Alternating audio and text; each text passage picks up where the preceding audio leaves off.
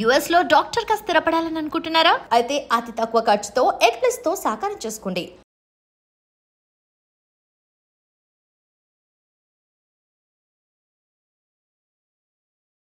So first of all daddy Srinivas అంటే ప్రతి ఒక్కరు ఇప్పుడు దిల్ రాజు ఎలా ఉన్నారో, బొమ్మరిల్లు భాస్కర్ ఎలా ఉన్నారో అలా ఒక్కొక్కరికి ఒక్కొక్క పేరు ఉంటుంది. అసలు శ్రీనివాస్ డాడీ శ్రీనివాస్గా ఎలా మారారు సార్? ఏముంది, మెగాస్టార్ గారు డాడీ చిత్రంలో నాకు ఫస్ట్ లిరిసిస్ట్గా అవకాశం ఇచ్చారు అరవింద్ గారు. ఇక అక్కడ నుండి ఏ శ్రీనివాస్ అంటే డాడీ శ్రీనివాస్ అని నాకు నిక్ నేమ్. శుభలేఖ సుధాకర్, ఆవుతి ప్రసాద్, సిరివెన్నెల సీతారామ శాస్త్రి, కళ్ళు చిదంబరం, ఇట్లా సినిమా పేర్లతో ఆ పేర్లు ఎలా కొనసాగుతున్నాయో అలాగే నాకు కూడా పూర్వజన్మ సుకృతం.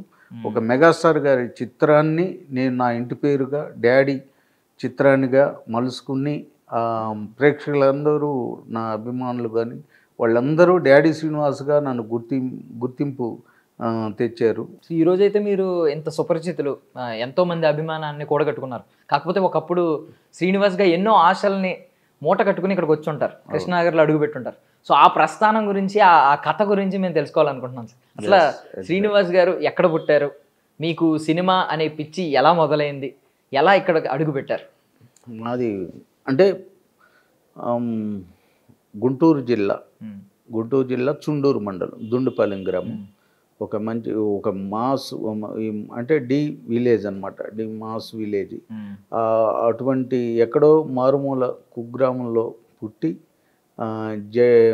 మా ఎడ్లపల్లి హై స్కూల్లో 10th వరకు అక్కడే చేసాము. అక్కడ స్కూల్ డేస్ నుండే నాకు పాటలు పాడటం అంటే కానీ రాయటం అంటే స్పాంటేనియస్గా ఒక పాట చూసుకుని పేరడీగా రాసుకోవటం, ఒక పాటని మన స్టైల్లో పాడటం, అలా నాకు స్కూల్ డేస్ నుండే కొద్దిగా అలవాటు అయింది. ఎప్పుడు సార్ ఇది, ఏ సంవత్సరాల్లో జరిగిన? 1981, 82 అట్లా. ఆ స్కూల్ డేస్ నుండే నాకు స్టార్ట్ అయింది. అంటే 82, 83 10th క్లాస్ అనమాట మాది. ఇప్పటివరకు ఎన్ని క్రాఫ్ట్లు ఎక్స్ప్లోర్ చేశారు? బికాజ్ మీరు already lyricist, artist, director, cinema కూడా డైరెక్ట్ చేశారు.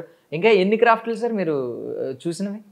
మీరు అంటే ఫస్ట్ ఆర్టిస్ట్గా ఏమన్నా విలన్ రోల్స్ ఏమన్నా దొరుకుతాయేమో చేద్దామన్న ఆశతో వచ్చాము. ఆ దేవుని దయ వల్ల నాకు ఒక లిరిసిస్ట్గా పెద్ద పోస్ట్, నాకు లిరిసిస్ట్గా గేయ రచయితగా నన్ను అరవింద్ గారు గుర్తించారు. అట్లా నేను పాట రాయగలుగుతాను, పాట ట్యూన్ చేయగలుగుతాను, మ్యూజిక్ కూడా చేయగలుగుతాను, పాట పాడటం కానీ రాయటం కానీ, డైరెక్షన్ చేసి మొన్న 6 అవార్డ్స్ వచ్చిన బెస్ట్ ఫిల్మ్ నంది అవార్డు. అట్లా అన్ని రంగాల్లో నాకు ఎంతో కొంత కొంచెం పట్టు ఉంది. ఆ పట్టు ఉండటం వల్ల నాకు ఈజీ అయిందనమాట ఇండస్ట్రీలో. తెలుగు మీద బాగా పట్టుండేది సార్ అప్పట్లో? తెలుగు పేపర్ చదువుతాం కానీ, చలం గారి బుక్స్, అట్లా నవల్స్ ఎక్కువ, డైలీ పేపర్ చదవటం. అంటే భాష మీద కొంచెం ఎంతో కొంత పట్టు ఉంటేనే మనం ఈ సాహిత్యం వైపు రావటానికి దోహదపడుతుంది. మనకేవి లేకుండా అంటే మా టీచర్లు, తెలుగు టీచర్స్ కానీ భాష జ్ఞానం నేర్పించేవాళ్ళు. ఫస్ట్ భాష కరెక్ట్గా ఉండాలి. మనం విలేజ్లో ఎలా మాట్లాడుకుంటాం తెలుసు కదా, అట్లా ఆ భాషని అలా కాకుండా మన ఇంట్లో కూడా ఇలా మాట్లాడాలి మనం అని మా టీచర్స్ కూడా అప్పుడు చెప్పటం, అది నేర్చుకుంటాం. అంటే భాష మీద మనం పట్టు రావాలంటే మనం మాట్లాడే ఫ్రెండ్ సర్కిల్లో కానీ మనం వాడుక భాష కూడా విలేజ్ మిక్స్ చేసి మాట్లాడుతాం. అట్లా కాకుండా స్కూల్ డేస్ నుండే కొంచెం క్లాస్గా మాట్లాడటం అనేది, అంటే తెనాలి ఏరియా దగ్గర కాబట్టి, తెనాలి అంటే ప్యారిస్, ఆంధ్ర ప్యారిస్ అంటారు. భాష మీద మంచి పట్టు ఉంటుంది మా ఏరియా వాళ్ళకి. మీరు ఎవరు అభిమాని సార్ ఆ రోజుల్లో? హీరో ఎవరు అభిమాని? అభిమానం అంటే కృష్ణ గారు ఫస్ట్. మాకు కృష్ణ గారు తర్వాత చిరంజీవి గారు బాగా ఇది వచ్చిన తర్వాత చిరంజీవి గారికి ఎలా అంటే డ్యాన్సులు కానీ ఫైట్ కానీ చిరంజీవి గారు ఇలా ఉండాలి, స్టైల్గా మాట్లాడటం, స్టైల్ మూమెంట్స్, స్టెప్స్ వేయటం. అంటే చిరంజీవి గారు వచ్చిన తర్వాత మళ్ళీ చిరంజీవి గారికి అట్లా మళ్ళీ చిరంజీవి గారితో మీరు అరంగేట్రం చేయడం అది మీ అదృష్టం. మేము అంటే దూరం నుండి చిరంజీవి గారిని ఎక్కడో కిలోమీటర్ దూరం నుండి చూడాలి అనుకున్న రోజుల నుండి చిరంజీవి గారితో డైరెక్ట్గా ఈ ఫేస్ టు ఫేస్ ఎదురుబరు కూర్చుని ఆయనతో మాట్లాడటం అనేది మా పూర్వజన్మ సుకృతం. అంటే పెద్ద అగ్ర హీరో చిరంజీవి గారు కానీ బాలయ్య బాబు గారు కానీ వాళ్ళకి పాటలు రాయటం, వాళ్ళ దగ్గర కూర్చుని నేను వాళ్ళతో అంటే ఇంటరాక్ట్ అయ్యి చేయటం అనేది అంత నాటే జోక్. అంటే నాకు ఎవరికో అరుదు అయిన అది ఒక అంటే మనం ఊహించలేనిదన్నమాట. అది చిరంజీవి గారు బాలకృష్ణ గారికి రాయటం అనేది నాకు గాడ్ గిఫ్ట్ అనమాట. ఎలా అడుగు పెట్టారు, మీ తొలి అడుగు ఎలా పడింది? తర్వాత సింపుల్ గానే ఐ మీన్ మాది చాలా పూర్ ఫ్యామిలీ అండి. అంటే రెక్కాడితే కానీ డొక్కాడదని అంటారు పూర్వం సామెత ఉండేది. అట్లా మాకు చాలా పూర్ ఫ్యామిలీ, విలేజ్ బ్యాక్డ్రాప్లో పెరిగిన వాళ్ళం. అందుకని ఫస్ట్ 200 రూపాయలు జేబులో పెట్టుకుని మా అమ్మతో వెళ్తున్నానమ్మా ఎలా కూడా చేస్తానని ఒక జత బట్టలు పెట్టుకుని ట్రైన్లో, అప్పుడు ట్రైన్ ఎంత 15 రూపాయలు టికెట్ తీసుకుని హైదరాబాద్ రావటం. హైదరాబాదు అడుగు పెట్టంగానే హైదరాబాద్ అంటే కొత్త నాకు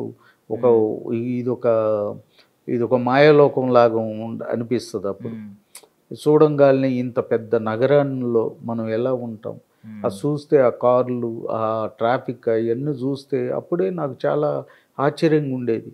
అల్లు అరవింద్ గారి దగ్గరికి ఎలా వచ్చింది ఆ రోడ్డు? ఎలా చిరంజీవి గారు అల్లు అరవింద్ గారు చిరంజీవి గారు కారు స్టార్ట్ అయింది, బ్రేక్ ఇచ్చారు. చిరంజీవి గారు భోజనానికి వెళ్ళాలి ఇంటికి. అరవింద్ గారు నాగబాబు గారు కారు దగ్గర మాట్లాడుతున్నారు. ఎలా అన్నా ఇప్పుడే కలవాలని చెప్పేసి నేను ఆ ఫైల్ తీసుకుని వెళ్తుంటే బౌన్సర్లు ఉండారు ఇద్దరు. కలుస్తానికి వీలు లేదు, నువ్వు రండి అన్నాడు. లేదు నేను కలుస్తానని నేను నన్ను ఇట్లా పెట్టి ఇట్లా నెట్టాడు బౌన్సర్. నెట్టేవారు కింద పడిపోగానే ఫైలు కింద పడిపోయి పెద్ద సౌండ్ వచ్చింది.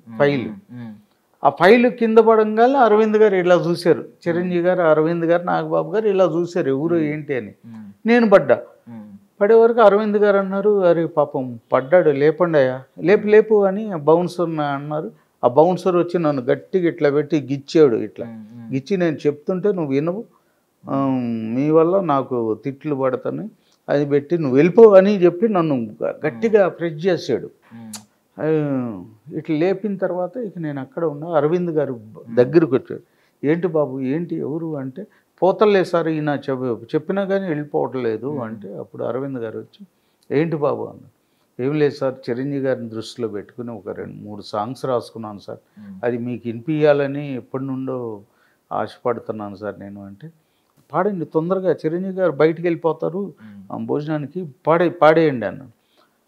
ఒక 2 పల్లవులే వినిపి ఎక్కువ వద్దన్నారు. 2 అన్నది 6 పల్లవులు విన్నారు. అంటే 6 పల్లవులు నేను కంటిన్యూగా పాడుతూనే ఉండా, ఎక్కడ గ్యాప్ ఇవ్వాల, దొరికింది అవకాశం మనకని. ఇక 6 పల్లవులు విని చిరంజీవి గారు ఓకే అమ్మా అని చెప్పేసి ఆయన భుజం తట్టి వెళ్ళిపోయారు. ఓకే బాగున్నాయి. ఏం పాటలు పాడారు అప్పుడు? అది సిగ్గు చీమంత నీ చెంప చీమంత అది ఒకటి, వయాసిస్సుల వరదై వచ్చే రాధమ్మ అది ఒకటి. అట్లా 4-5 పాటలు పాడారు, 6 పాటలు పాడారు. అరవింద్ గారు ఈయన నంబర్ తీసుకోండి అని చెప్పేసి, నాగరాజు గారు అని ఉంటారు ఆయన, మోహన్ గారు చిరంజీవి గారికి పర్సనల్ పిఏ మోహన్ గారు, నాగరాజు గారు వాళ్ళకి చెప్పాడు, ఈ నంబర్ తీసుకోండి, ఏమన్నా అవసరం ఉంటే ఫోన్ చేద్దాం మనం అని చెప్పారు. అప్పుడు వాళ్ళు నా నంబర్ తీసుకున్నారనమాట. అట్లా అసలు వాళ్ళకి వినిపించటమే నాకు గ్రేట్, నాకు చాలా నిజంగా అది దేవుడిచ్చిన వరం లాంటిది. ఆ రోజు అయితే నాకు నేను కళా నిజం అనిపించింది. తర్వాత నా నంబర్ తీసుకున్నారు. నేను అనుకున్నా నంబర్ తీసుకున్నారు కానీ మనకి ఎందుకు ఫోన్ చేస్తారు పెద్దవాళ్ళు అనుకున్నాను. ఆ నంబర్ తీసుకున్న తర్వాత 1 వీక్ తర్వాత ఫోన్ చేస్తే నా ఫోను కింద పడిపోయి చెడిపోయింది అనమాట. ఫోన్ వచ్చే టైంకి పడిపోయింది. ఎరిక్సన్ అని అప్పుడు పెద్దది ఇంత ఎరిక్సన్ ఉండేది, అది కింద పడిపోయి పని చేస్తలా. సరే ఫోన్ చేశారంట 3-4 రోజులు. ఆ కొత్త కుర్రోడు ఎవరో పాపం వినిపించాడు బాగా నుండి సాంగ్స్, అతనికి ఒక సాంగ్ అవకాశం ఇద్దాం చూడండి అయ్యా అంటే, ఎక్కడుంటాడు సార్ అంటే, ఏదో బంజారాయిల్స్ రోడ్ నెంబర్ 10 అనే అడ్రస్ రాశారు అంటే, నా గురించి 1 వీక్ నుండి అరవింద్ గారు చెప్తున్నారన్నారు. అని ఏమయ్యా ఈయనే శ్రీనివాసు మొన్న పాటలు వినిపించారు కదండి, ఏమయ్యా ఇంత పెద్ద బోర్డు సెల్ మాత్రం ఇంత సెల్ పెట్టుకున్నావు జేబులో, బోర్డు సెల్ నంబరు పనిచేయదు, ఏంటది 1 వీక్ నుండి నేను చెప్తున్నాను వాళ్ళు ఇంకా అడ్రస్ దొరకట్లేదు అంటే, సారీ సార్ నాకు సెల్లు ఖరాబ్ అయింది సార్, కింద పడిపోయాను, నీ దగ్గర ఏమేమి పాటలు ఉండేవి మొత్తం వినిపించేసి అన్నాడు. ఇక నా పాటలు నేను రాసుకున్న 27 పాటలు ఉండి నేను రాసుకున్నాయి. ఓకే సార్ అని చెప్పేసి నేను నా పాటలన్నీ వినిపించా. ఓకే పర్లేదు బాగానే ఉన్నాయి, కానీ ఇవి కాకుండా నేను ట్యూన్ ఇస్తా, ఆ ట్యూన్కి రాయగలుగుతావా అన్నాడు. అసలు ట్యూన్ అంటే ఏందో తెలియదు నాకు, ట్యూన్ ఇస్తాను నేను రాయా అంటే, ఏమన్నా కానీ రాస్తాను సార్ అని. Okay very good. ఇదే ట్యూను చంద్రబోస్ గారు రాస్తున్నారు, శాస్త్రి గారు, సీతారామ శాస్త్రి గారు, భువన చంద్ర గారు, సుద్దాల శోతి, వెనుగెళ్ళరాము అందరూ రాస్తున్నారు, మీకు కూడా ఇస్తున్నా, ఎవరికి బాగుంటే వాళ్ళకి ఇస్తా అవకాశం, కానీ మళ్ళీ నాకు ఇవ్వలేదని ఫీల్ అవ్వద్దు అంటే, ఓకే సార్ మా ట్యూన్ ఇస్తామే నాకు చాలా గొప్ప సార్ అది అని చెప్పాను. 15-20 రోజులు నాకు రూమ్ ఇచ్చారు. ఇచ్చిన తర్వాత కొన్ని వెర్షన్స్ రాసుకుని ఆయనకి వినిపించటం, దానిలో ఒక వెర్షన్ అందరు ఒక్కొక్కళ్ళు వచ్చి వినిపిస్తూ ఉండారనమాట. శాస్త్రి గారు, భువన్ చంద్ర గారు, బోస్ గారు, అందరూ ఎవరిది ఓకే అవుతుందో అని మాకు బాగా టెన్షన్. ఇప్పుడు వాళ్ళందరిలో కూడా మీదే ఓకే అందరికంటే ఈ పాట బాగుందని అందరూ దానికే ఓటేసారు. అప్పుడు మెడ్రాస్. ఆ పాట పేరెంట్స్ ఒకసారి చెప్పండి అందరికి. అదే మందార ముగ్గల్లోకి మచ్చట్టు వచ్చింది, సీక్రెట్ చెవులే.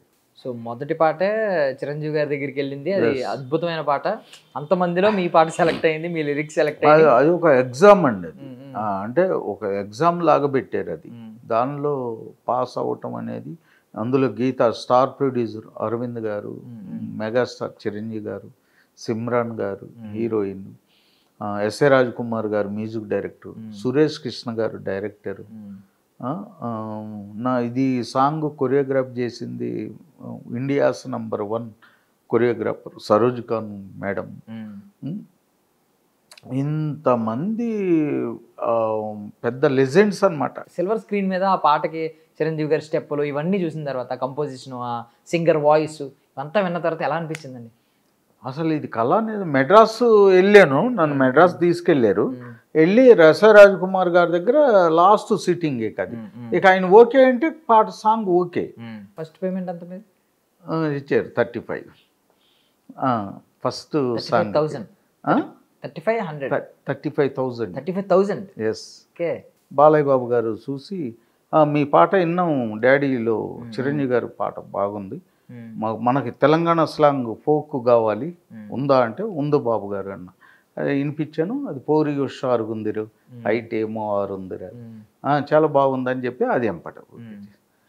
దాని తర్వాత ఎంపటే చెన్నకేశ్వరరెడ్డి 2003 వరుసగా ఇచ్చారు ఆయన అవకాశం. ఎంపటే చెన్నకేశ్వరరెడ్డిలో ఏ పాట అండి? అది టబు సాంగ్. నీ కొప్పులు ఉన్న మల్లె తోట పూయిస్తా పూయది. ఇప్పుడు ఇన్ని 964 పాటలు అంటే అవి కనీసం అవి చాలా పెద్దది, మీ గ్రాఫ్ చాలా పెద్దది. ఎన్ని పాటల్లో ఇప్పటికీ మీకు మీరే గర్వపడే పాట అంటే ఏం చెప్తారు? మొట్టమొదట అంటే మీరు అన్ని గర్వపడే పాటలే, మిమ్మల్ని ఇక్కడ దాకా తీసుకొచ్చిన పాటలే, కానీ బాగా టాప్లో ఉండే పాట అంటే ఏం చెప్తారు? టాప్లో 2001 నుండి 2004 వరకు ట్రెండింగ్లో ఉంది సాంగ్, అది డాడీలో మందారం ముగ్గ. అది అరవింద్ గారు కూడా చెప్పారు చాలామందికి ఆ సాంగే. ఎందుకంటే దానిలో చరణాలు బాగుంటాయి, జిమ్మిక్కులతో ఎతిప్రాసలు చాలా బాగుంటాయి.